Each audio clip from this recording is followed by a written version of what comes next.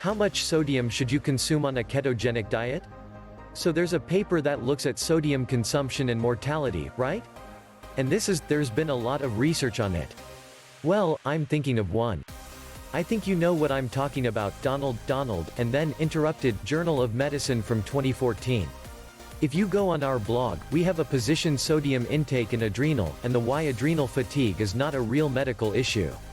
And this is discussed in that paper we referenced there. Sodium is obviously a very controversial area. And people have almost, let's say firm convictions, including dispute among measuring scientists. So this is not a resolved area as yet. But in the study published in the New England Journal, this group, it's an international research consortium studying lifestyle factors and health outcomes in a couple 100,000 people in 17 different countries. Sure, it's a large study called the PURE, P-U-R-E, that's the acronym, study. And they, rather than asking people how much salt did you eat yesterday, they actually took urine, got a urine sample from people.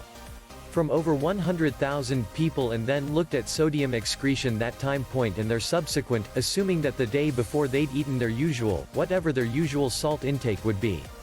Inaccurate if you were dealing with a few people.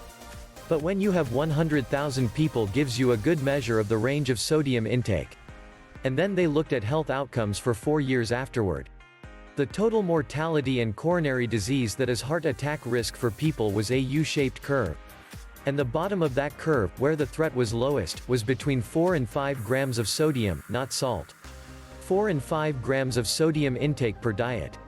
When people went down to the value of where the current US recommendations at 2-3 grams per day, there was actually a measurable increase in risk.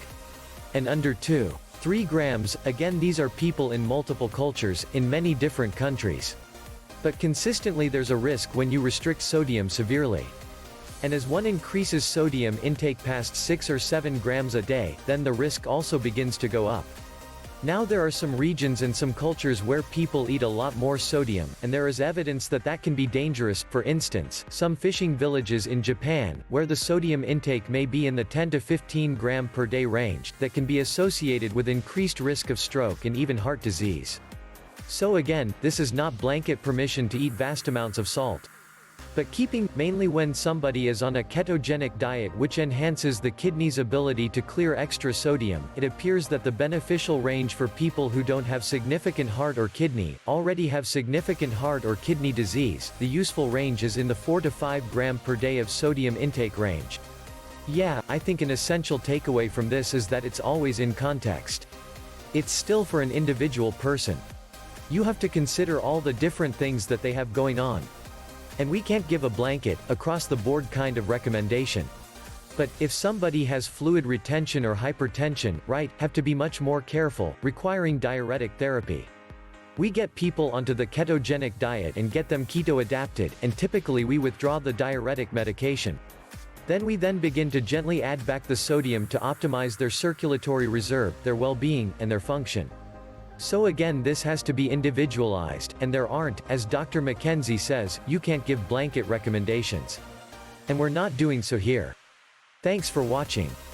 Hope you enjoyed.